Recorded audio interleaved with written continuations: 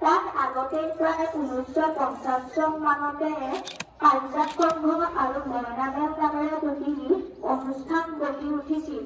সেই দুটি অনুষ্ঠানৰ পৰা মইনা আৰু পাৰিজাত শব্দ দুটা লগ লগাই মইনা পাৰিজাত অনুষ্ঠানটো গঠন কৰা হয়। প্ৰতিবাৰ পৰাই ইয়াৰ নাম আমি 17 বছৰ মইনা পাৰিজাত বুলি জনা যায়।